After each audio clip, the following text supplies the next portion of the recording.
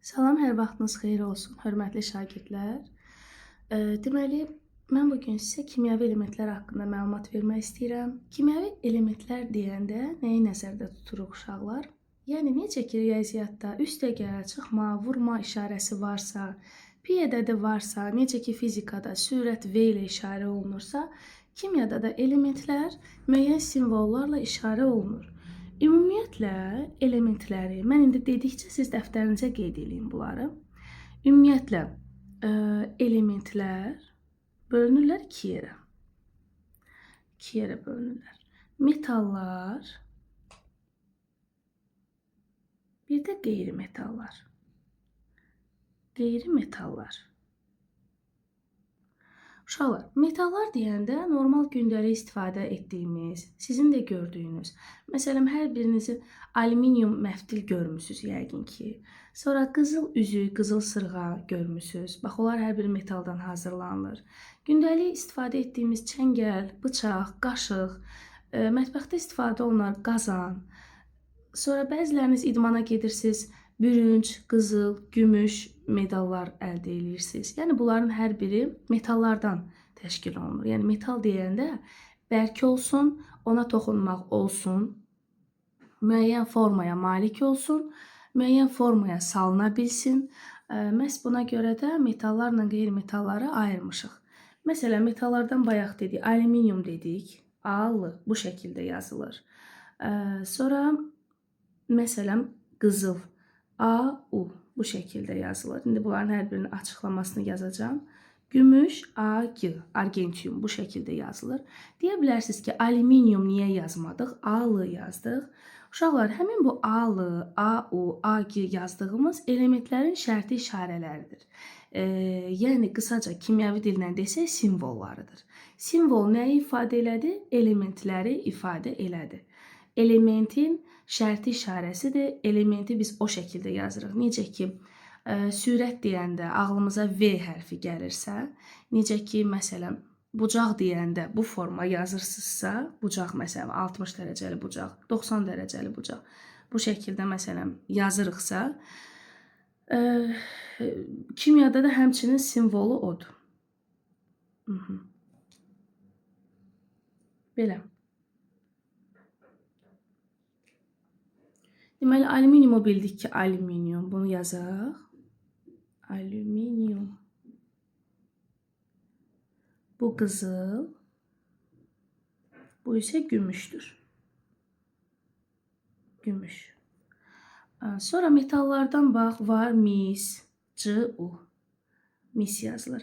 Adətən simvollar, uşaqlar, necə yazılır? Məsələn, alüminiumda ilk iki hərf A-lı. Qızılın Latın dilində adı aureliumdur. Aureliumda da ilk hərflər A-U bu şəkildə yazılır. Gümüş argentiumdur. A-G hərfləri buradan götürülüb. Kuprum, mis kuprumdur. Kuprum belə yazılır. Və məhz ona görə də C-U hərfi buradan, hərf birləşmələri buradan götürülüb. Sonra berilium, B-E, berilium. Berilium. Bu şəkildə yazılır. Sonra barium var, B-A. Bunlar hamısı metallardır. Na, natrium, K, kalium. Kalium. Bundan əlavə də çox metal qeyd eləmək olar, amma biz əsasən bunlarla işləyirik. Burada kitabınızda sizin səhifə 17-də, bura qeyd edeyim, səhifə 17-də müxtəlif elementlərin şərti işarələri var cədvəldə. Məsələn, hidrogen yazır H hərfi ilə qeyd edir, H hərfi. Oksigen yazır O hərfi ilə qeyd edir. Belə, onlar da qeyri-metallarda olduğuna görə mən əsas orada saxladım ki, qeyri-metallara yazaram. Bunları ayıraq. Qeyri-metallarda nələri tanıyırıq? Məsələn, hidrogen. Hidrogen H hərfi ilə işarə olunur. Oksigen O. Kükürt. Kükürt biraz fərqli deyilir. Fərqli yazılır deyə onu qeyd eləmək istəyirəm. Kükürt S hərfi ilə işarə olunur. Sonra karbon. Karbon da həmçinin qeyri-metaldır. C hərfi ilə işarə olunur. Azot deyərik. Azot N hərfi ilə işarə edərik. Belə, və bir sıra qeyri-metallar var. Bunlar hər biri cədvələ yazılıb, cədvəldə var. Onları əzbərləmək lazımdır. Bir də summativə də bu simvollardan salmışıq. Yəni, məsələn, belə deyək də, tutaq ki, yazmışıq ki, C nəyi ifadə eləyir? Yəni, hansı elementin simvoludur? Bu şəkildə salınır suallar. Sonra, məsələn, CU hansı elementdir? Yəni, sırf misdən, azotdan, karbondan misal gətirməm. Ümumiyyətlə deyirəm ki, yəni, summativdə bu kimi suallar var. Simvol veriləcək və hansı elementindir, hansı elementin simvoludur, bunlar soruşulacaq. Bu belə, yəni suallardan biri bundan ibarətdir. Sonra uşaqlar, bax, biz elə məhz birinci bölmədə siz orada görəcəksiniz, məsələn, H2. Sual verə bilərsiniz ki, bu karbonu qeyd elədik, bir də yazaq, bura boş qalmasın. Kimdəsə birdən sual yaranır. Belə, indi H2-yə baxaq. H2 bax görəcəksiniz burada. Sual verə bilərsiniz ki, bu 2 nədir? Bu 2 uşaqlar, necə ki riyaziyyatda, məsələn, 2x yazarsınız. Bu deməkdir ki, burada x-dan 2 dənədir, ya da 2a olsa a-dan 2 dənədir. Burada da eyni şeydir. Hidrogen atomundan 2 ədəd var. Hətta kitabınızda şəkli də var. Məsələn, bu şəkildə 2 hidrogen atomundan təşkil olunub. O zaman bu 2 nə oldu uşaqlar? Atomların sayını göstərdi. Yəni, məsələn, H2 olarsa, desək ki, burada neçə atom var? Deyəcəyik ki, burada 2 hidrogen atomu var. 2 hidrogen atomu var. Buradakı 2-yə biz nə deyəcəyik bəs? Buradakı 2 olacaq indeks. İndeks. Yəni, indeks nəyi göstərdi? Nömrəni, sayı, neçə atomdan təşkil olunduğunu göstərdi. Sual ola bilər ki, məsələn, feryum 2O3 yazar, deyər, ümumi neçə atom var burada? Deyərik ki, 2 feryum atomu var və 3 oksigen atomu var. Uşaqlar, Fe-ni qeyd eləmədik bayaq. Fe nədir? Dəmirdir. Dəmir. Dəmirə biz feryum deyirik. Feryum. Sizdən soruşulan feryum sözü olmayacaq. Dəmir yazılacaq və oradan Fe simvolunu bilməyiniz lazım olacaq. Yəni, burada neçə atom var? Baxın, 2 dəmir, 3 oksigen, cəmi 5 atom var. Cəmi 5 atom mövcuddur. Sonra bax, məsələn, sual verə bilər ki, alüminium CO3 yazaq. Alüminium 2, CO3, 3. Bu şəkildə yazaq. Desə ki, burada neçə atom var? Eyni ilə riyaziyyatdakı kimi biz buna mötərəzənin içi kimi baxacağıq. Necə ki, riyaziyyatda, məsələn deyirəm, A üstəgəl B var idisə və burada da əgər 2 var idisə, siz 3-ü həm A-ya vurursunuz, həm də 2B-yə vurursunuz, sonunda cəmləyirsiniz, məsələn. Burada da eyni şeydir. Məsələn, neçə alüminium var burada? 2 alüminium var. Açıq bu şəkildə yazacağım hələ ki sizə, başa düşəsiz deyə. Aydın olandan sonra buna ehtiyac yoxdur. Üstəgəl 3 karbon, üstəgəl. Oksigen 3 dənədir, mötərəzənin içindədir. Çölündə də başqa bir 3 var. 3 vurulsun 3, məsələn, 9 oksigen atomu var.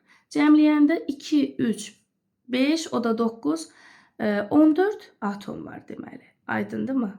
Bu şəkildə hesablanır. Sonra, yəni indeksi bildikdə biz nəyi öyrəndik? Elementlər 2 yerə bölündü. Metallar, qeyri-metallar. Simvol nəyi göstərdi uşaqlar? Elementin şərti işarəsi oldu. Onu bir də qeyd edirəm. Simvol elementin şərti işarəsi oldu. Elementi göstərdi. Bir də var formul. Formul nədir? Birləşməni bildirir. Birləşməni göstərir. Birləşmənin, belə deyək də, şərti işarəsidir. Element deyəndə nəyi başa düşürük? Məsələn, H2, O2, He, yəni helium. Helium şarları olur, uşaqlar, tavana yapışır. Yəni, üzü yuxarı gedir də. Həmin qazların, yəni helium qazından orada istifadə edirik. Helium qaz halındadır və ola bilər elə görünər ki, burada 2 atom var. Xeyr, sadəcə olaraq adı He, helium, o şəkildədir. Birləşmə deyəndə nə nəzərdə tuturuq? Məsələn, H2O, H2SO4. Məsələn, H2CO3. Bildiklərimizdən yazaq. Tutaq ki, CO2 karbon qazıdır. CO dəm qazıdır, zəhərlənməyə səbəb olan qazlardandır. Belə. Bax, burada məqsəd nədir? Əsas nəyi bilməliyik? Bax, neçə cür element var burada? Bir dənə heliumdan söhbət gedir. Burada neçə cür element var? 2 ədəddir, amma bir cürdür, oksigen elementidir. Neçə atom var? 2-dir. 2 hidrogen atomudur. Amma sizcə bu birləşmədir, yoxsa elementdir? Elementdir. Niyə? Çünki bir növ element, belə deyək də, atom var orada. Yalnız hidrogen var. Amma məsələn, burada həm hidrogen var, həm oksigen var. Burada həm hidrogen, həm karbon, həm oksigen var. Burada həm karbon, həm oksigen var. Burada həm karbon, həm oksigen var. Yəni, burada hidrogen, kükürt, S və oksigen var. Bunlar nəyi göstərir uşaqlar? Ən azı 2 növ elementdən təşkil olunubsa, deyəcəyik ki, bu birləşmədir. Birləşmə nə ilə işarə olundu? Formulla. Amma məsələn, bir növ elementdən təşkil olunubsa, məsələn, H2, O2, helium ya da təkcə məsələn ferium verə bilər. Bunlar isə simvoldan təşkil, yəni onlar isə simvoldan işarə olunacaq. Yəni simvoldan işarə olunacaq. Belə. Birləşmə formulla, element simvolundan. Bu belə. Ən çox bizləri çaşdıranlar nə ola bilər? Bax, onları qeyd edək. Ca,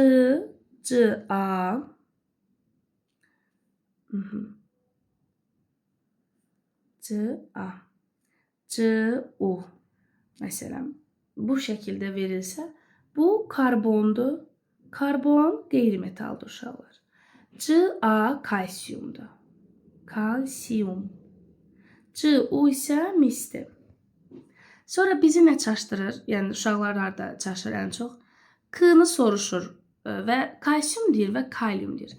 Kalsiyum deyirsə, kalsiyum, Ca-nı götürürsünüz. Kalium deyirsə, təkcə K hərfi. Uşaqlar burada qarışdırırlar. Sonra, bax, var N, var Na, var Ni, belə.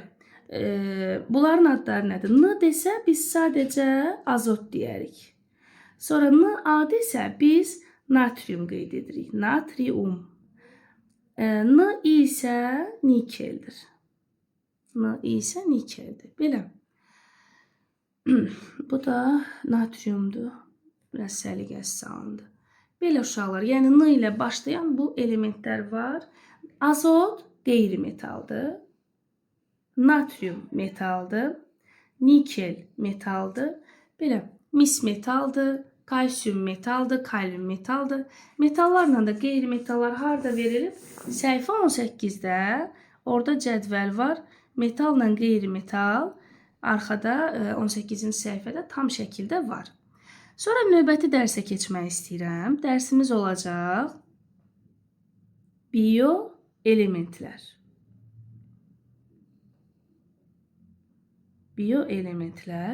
Bioelementlər deyəndə nəyi başa düşürük? Bax, mən bunları əvvəlcə bioelementlərdən danışmazdan əvvəl onu demək istəyirəm ki, bio nə deməkdir? Canlı deməkdir. Yəni, canlı orqanizmdə, canlı həyatda, canlı yaşamda, belə deyək, hansı elementlər varsa, onlar bioelementlər adlanırlar. Məsələn, birini mən deyirəm, insan bədəninin daha çox, belə deyək, faizini təşkil edir su. Bax, yazıram su. Siz də bunları dəftərə qeyd edin. Su hansı elementlərdən təşkil olunur? 2 hidrogen, 1 oksigen var. Hə, uşaqlar, onu da deyim. Bir də onu qeyd eləyək, sonra yazaram. Bax, məsələn, sual verə bilərsiniz ki, bax, H2O-da hidrogenin 2 dənə olmasını bildik. Bəs oksigeni necə 1 deyirik? Bax, uşaqlar, riyaziyyatda belə bir qanun var. Sadəcə A yazırıq.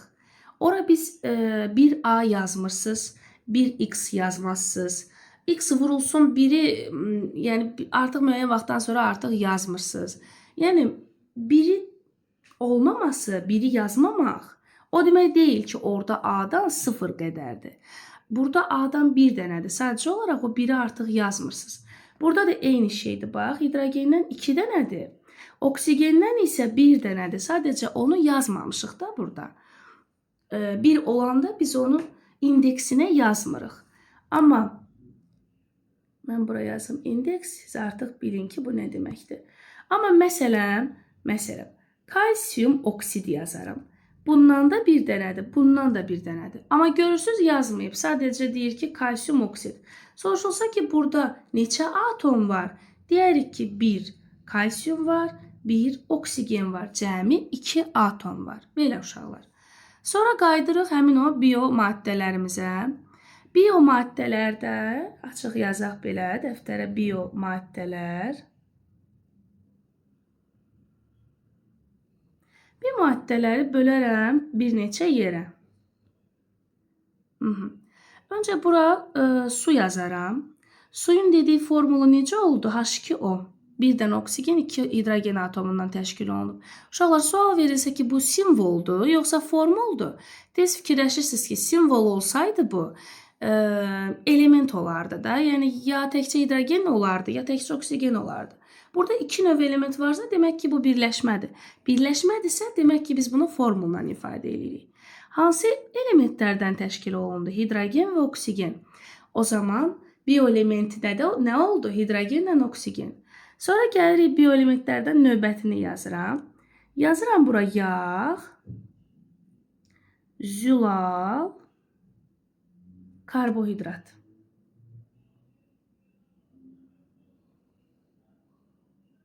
Karbohidrat.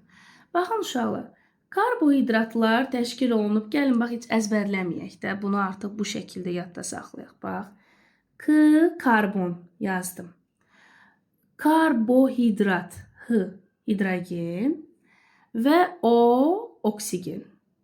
Deməli, karbohidrat nədən təşkil olundu? Karbon, hidrogen, oksigen. Hidrogenimiz burada biraz səliqəsiz çıxdı. Mən onu düzəldim. Hidrogen. Sonra keçirəm yağa. Yağ da həmçinin təşkil olunub. Karbon, oksigen, hidrogen. Zülal da təşkil olunub. Karbon, hidrogen, oksigen. Amma fərqli bir şey var. Azot. Deməli, sual verilsə ki, hansı bioelementdir ki, onun tərkibində azot var? Deyəcəksiniz, zülaldır. Zülalda, yalnız zülallarda tərkibində azot olur. İndi inşallah gələcəkdə öyrənəcəksiniz. Amin turşularda da olur, aminlərdə də olur, amma hal-hazırda bunu bilməyimiz kifayətdir ki, zülalların tərkibində azot olur. Yağda, karbohidratda, suda isə olmur. Belə. Bu qədər. Zülal yumurtanın ağının tərkibindədir uşaqlar. Yumurta ağının tərkibi zülaldır. Zülal nəyə yaradar? Zülal bizim əzələlərimizi yaradar, düzgün formalaşmamıza kömək eləyər. Amma məsələn, yumurtanın sarısı yağdır. Yumurtanın sarısı yağdır. Məsələn, yumurtanın sarısı qaynatsaz, belə deyək də, soyutma şəklində. Həmin o yumurta sarısını qovursaz, tavan, məsələn, evdəkilər kömək eləsə, yumurta sarısı azca qovrulsa, müəyyən vaxtdan sonra onun yağının çıxdığını görəcəksiniz. Amma yumurtanın ağında yağ olmur, yalnız zülaldır. Belə, uşaqlar. Və bu yağdır, karbohidratdır, zülallardır. Onlar hər biri bizim bədənimizin təşkil olunmağında çox böyük rolu var. O zaman sual olunsa ki, biomaddələr nələrdir? Deyəcəksiniz, karbohidrat, yağ, zülal. Bəs sual olunsa ki, bioelementlər nədir? O zaman deyəcəksiniz, karbon, hidrogen, oksigen, azot, bunlardır. Sonra, orada səhifə deməli 20-də çox maraqlı şəkillər var ki, məsələn, kalsiyum nəyin tərkibində var, maqnezium nəyin tərkibində var və biz burada nəyi öyrənməliyik? Bax, yadda saxlayın. Kalsiyum, fosfor. Onu da qeyd edeyim. Bax, P hərfi ilə işarə olunur fosfor. Bayaq deməmişik. Fosfor P hərfi ilə işarə olunur. Həmin o bildiyiniz işıq saçan fosfordan söhbət gedir. Növbəti dərsdə öyrənəcəyik ki, fosforların hamısı işıq saçmır, yalnız ağ fosfor işıq saçır. Həmin o gördüyünüz rəngli qələmdir, müəyyən rənglərdir, onlar rəng qatırlar həmin o ağ fosfora. Deməli, kalsium, fosfor çatışmasa nə baş verər? Qısa yazdıracağım, kitabda ətraflı var. Sümüklər və dişlərə zərər gələr. Sümük, diş. Bu şəkildə yadda saxlayın. Sümüklərlə dişlərə zərər gələcəkdir, yəni belə deyək. Yaxşı yəni yanlış formalaşar, sərtliyi azalar, inkişafı gecikər. Belə. Ona görə də bəzi uşaqlarda məsələn sümüklər, dişlər yaxşı çıxmayanda, sümükləri çox zəif olanda, tez-tez yıxılanda onlara kalsium tərkibli qidalar məsləhət görülür. Sonra magnezium, M, G yazıram. Magnezium da adı və metaldır. Bunları qeyd edərsiniz dəftərə. Magnezium. Uşaqlar, magnezium çatışmayanda nə baş verir? İnsanın zehni fəaliyyəti ləngiyir. Burada da zehni fəaliyyət sözünü əzbərləyin. Zehni fəaliyyət. Zehni fəaliyyət sözünü əzbərləyin. Deməli, kalsium, fosfor deyən kimi sümük, diş düşünün. Magnezium deyən kimi zehni fəaliyyəti deyin. Sonra sink yazıram. Sink. Sink metaldır. Z-nı bu şəkildə qeyd olunur. Nəyə təsir edir? İnsanın böyüməsinə, sinir sisteminin zəngi, belə deyək də, sinir sisteminə təsir eləyir, müsbət təsir eləyir. Çatışmaması nə olar bəs? İnsanın böyüməsi ləngiyər və sinir sistemi gərginləşər. O insan daha əsəbi olar, daha gərgin olar, belə. Magneziumda zehni fəaliyyət deyəcəksiniz, amma sinkdə sinir sistemi deyəcəksiniz. Sinir sistemi ləngiyir. Sonra insanın böyüməsi ləngiyir. Boy arta bilmir də, yəni böyüməsi ləngiyir. X qoyuram ki, yəni belə deyək də mane olur da, sinkin çatışmamağı sinir sisteminə və böyüməyə mane olur. Belə bu şəkildə yazarsınız, qeyd eləyin sizdə. Sonra dəmir. Dəmiri yəqin ki, hamımız bilirik ki, dəmir çatışmayanda nə baş verir? Anemiya, qan azlığı. Birbaşa qana təsir edir. Anemiya və son olaraq S. Bunları niyə xüsusilə qeyd edirəm? Çünki summativdə var bu suallar ki, bu çatışmayanda nə olur, o çatışmayanda nə baş verir, belə. Kükürt çatışmayanda nə baş verir? Bəlkə çoxunuzun evində hətta kükürdlü sabun da var. Artıq bilirsiniz ki, dəri qaşıntıslarıdır, dəridə olan sızanaqlardır, dəridə olan problemlər, saçın zəifləməsinə qarşı həmin bu kükürdlü sabunlardan istifadə olunur. Təkcə sabun şəklində qəbul eləmirik biz kükürdü. Başqa vasitələrlə də qəbul edə bilərik, amma kükürd, belə deyək də, qidaların tərkibində olsa belə, onlar çatışmayanda, kükürd çatışmayanda yadda saxlayın ki, dəri sözünü yadda saxlayın, yəni dəridə birbaşa problem olur və saç zədələnir. Saçlar tökülür, zədələnir bu şəkildə. Belə uşaqlar, bunları qeyd edin. Sonra orada şəkil var 21-ci səhifədə. Səhifə 21-də. Orada şəkil var. Məsələn, maraqlı şəkildir, dəmirdir. Orada dəmir nəyin tərkibisi? Alman şəklini veriblər orada. Məsələn, alman dişləyəndə müəyyən vaxt qaralma baş verir. Niyə? Çünki onun tərkibində dəmir var. Brokolidə var dəmir. Qırmızı ətin, yəni can ətinin də belə deyim, mal əti deyək uşaqlar. Hə. İnəyin ətində var. Qırmızı ət deyəndə onu nəzərdə tuturuq. Sonra məsələn, mən məktəbdə olanda bəzi yoldaşlar, şagirdlər sual verdilər ki, orada şokoladın şəkli var, amma şokolad ziyandır deyirlər böyüklərimiz. Uşaqlar, burada olan şokoladın şəkli südlü şokolad deyil. Buradakı şokolad acı şokoladdır. Birbaşa şokolad, belə deyək də, bitkidən hazırlanan şokolad olur, acı şokolad.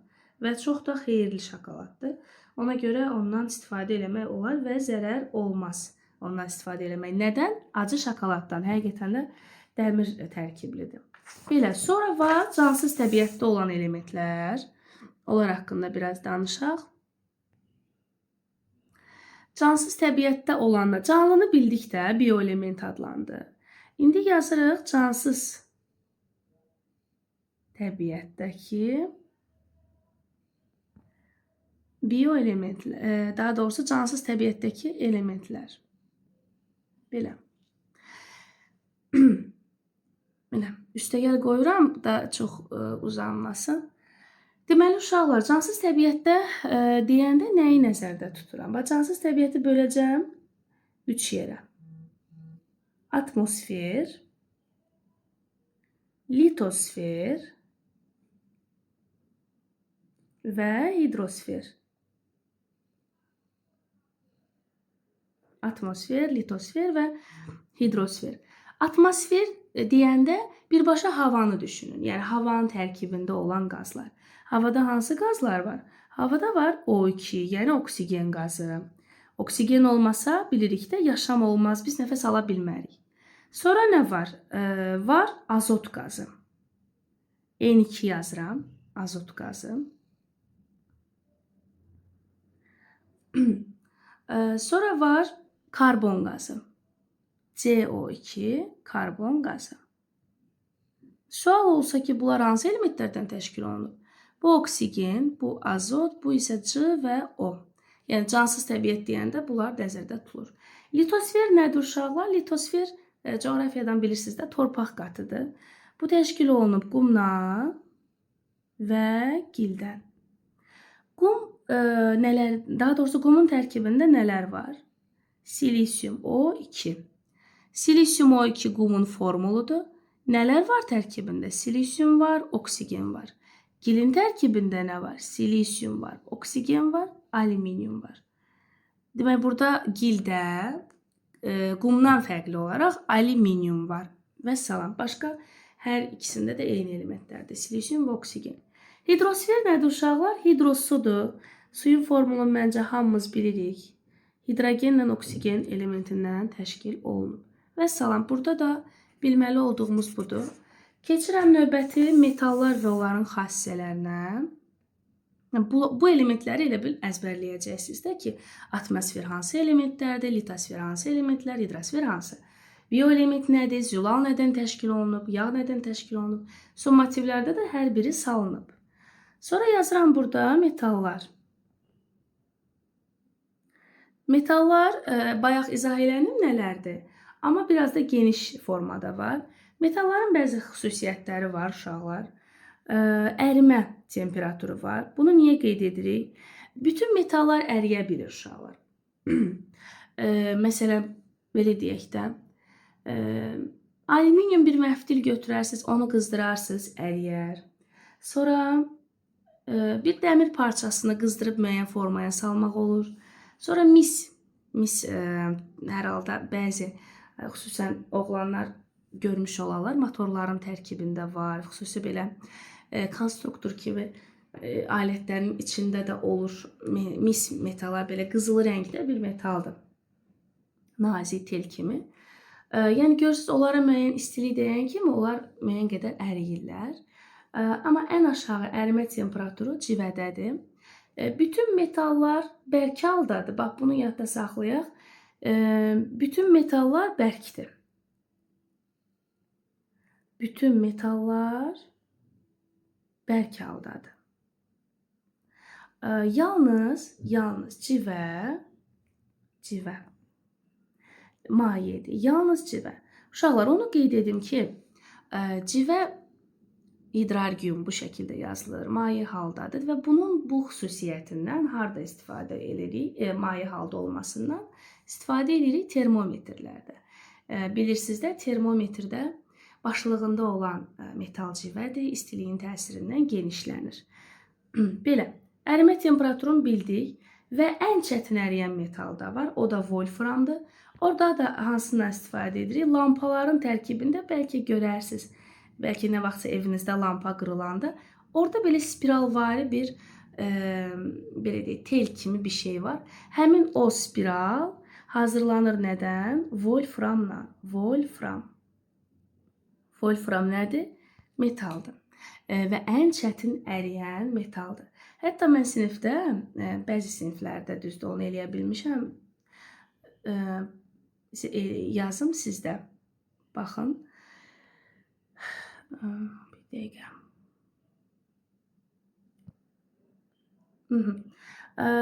Bəzi siniflərdə belə bir gül çəkdik biz. Elə siz də çəkin uşaqlar.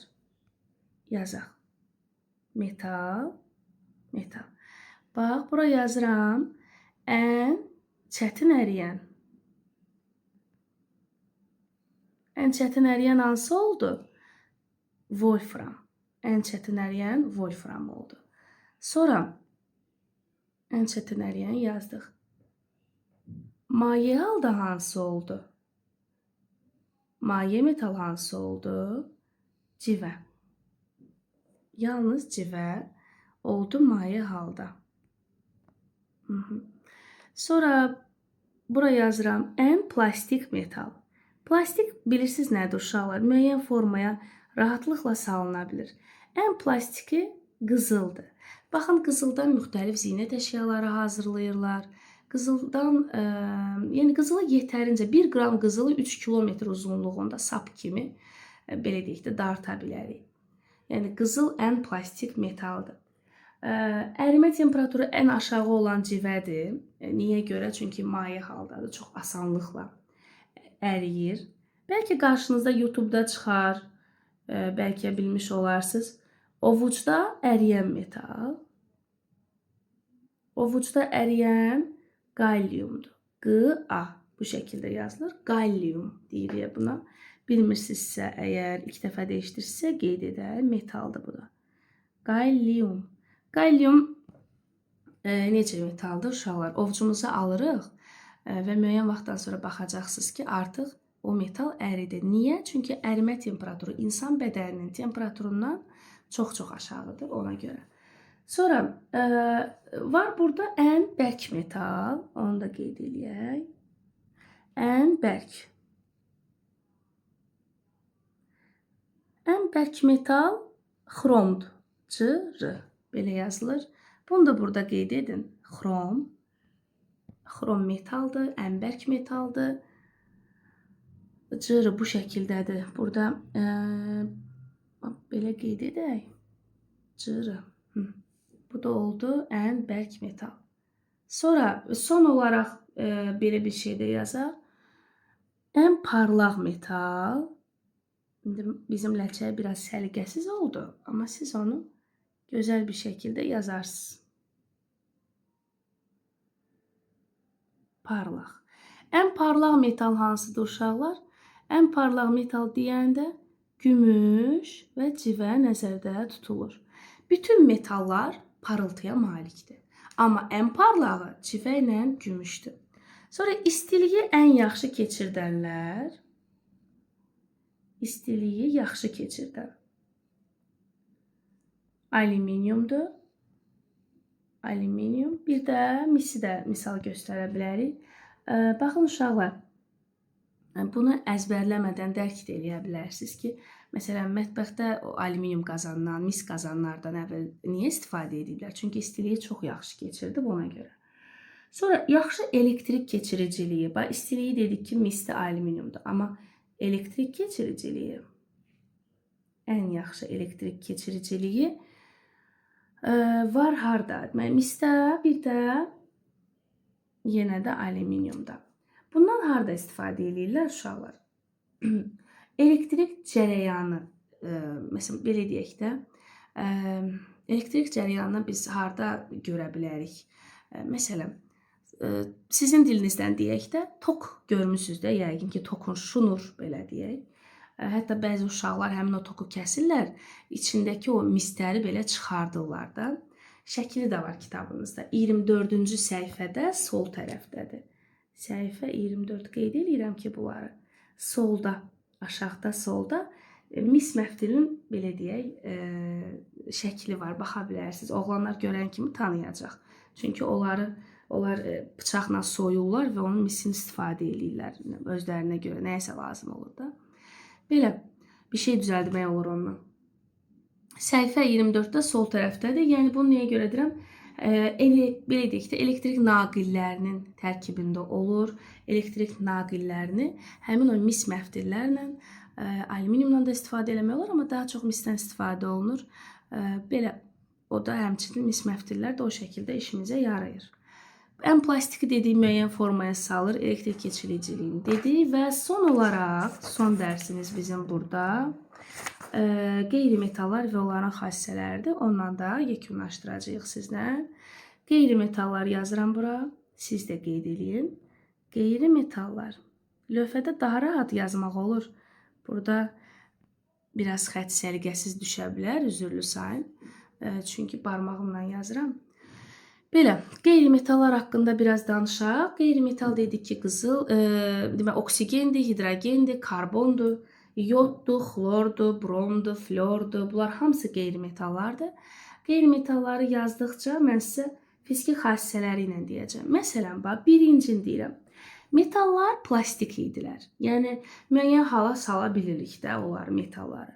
Amma qeyri-metallar kövrəkdirlər. Kövrək nə deməkdir uşaqlar? Əlimizdən düşsə qırılacaq. Məsələn, karandaşın içi, hər birimizin karandaşı var da, yerə düşür, qırılır. Niyə? Çünki onun tərkibindəki karbondur və o karbonda yerə düşəndə təbii ki, qırılacaq da. Yaxşı keyfiyyətdə hazırlanmayıbsa, qırılacaqdır.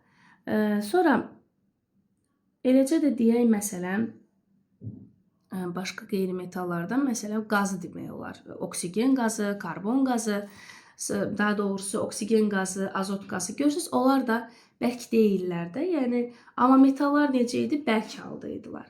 Yəni, qeyri-metalların birinci özəlliyi nədir? Kövrək olurlar.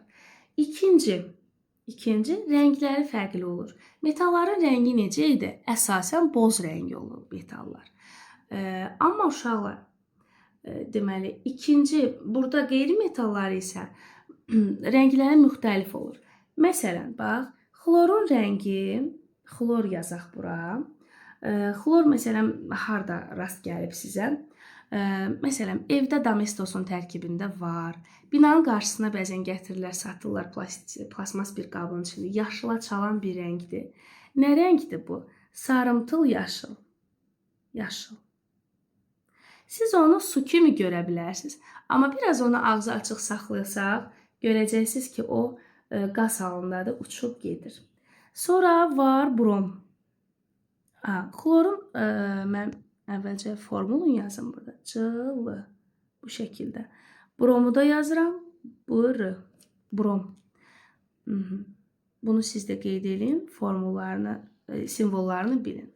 Brom yazıram. B-R bu şəkildə yazılır.